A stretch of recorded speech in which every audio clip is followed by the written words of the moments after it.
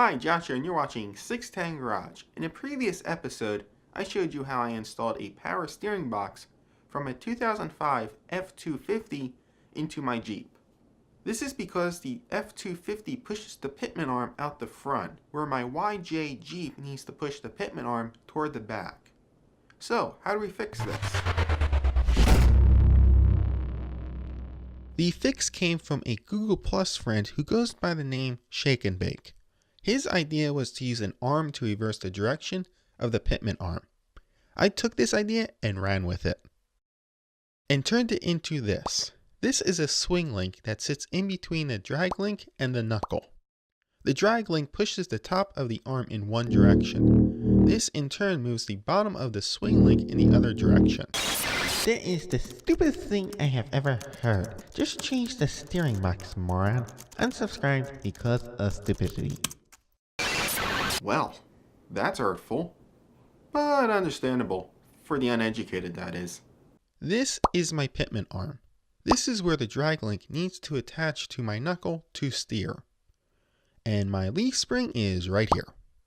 If I were to do a traditional steering setup, my drag link would look something like this, which is horrible. All of those bends weaken the drag link and make it difficult to adjust the drag link length.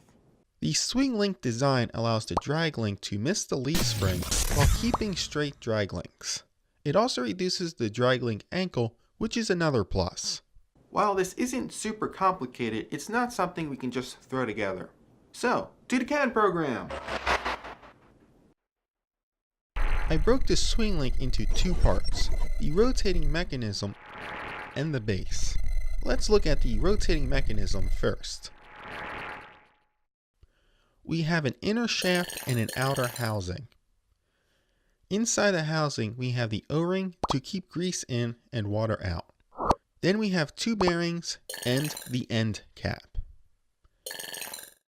Finding specs for the O-ring seat and cylinder outside dimensions was easy. Parker makes an O-ring handbook that states sizes and tolerances. The bearings, on the other hand, weren't so easy. The bearings are plain half-spherical bearings. Plain just means that it's steel-on-steel contact. Half-spherical is the shape. I didn't want to use taper roller bearings because the limited rotation would not allow debris to evacuate the bearing. This could lead to premature bearing failure. You are such an idiot. That last bearing needs to be smaller so that it can be easily assembled.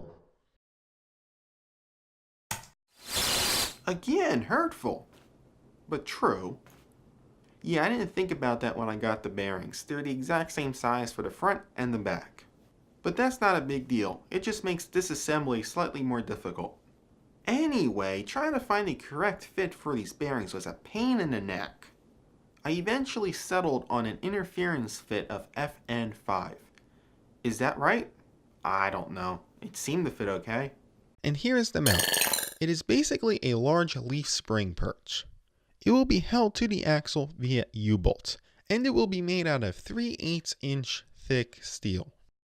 And that's the plan. In the next video, hopefully, we'll start building it. Subscribe so you don't miss it. Also, leave a comment on how crazy you think this is. On a scale of 1 to 10, I'm going to go with maybe 11.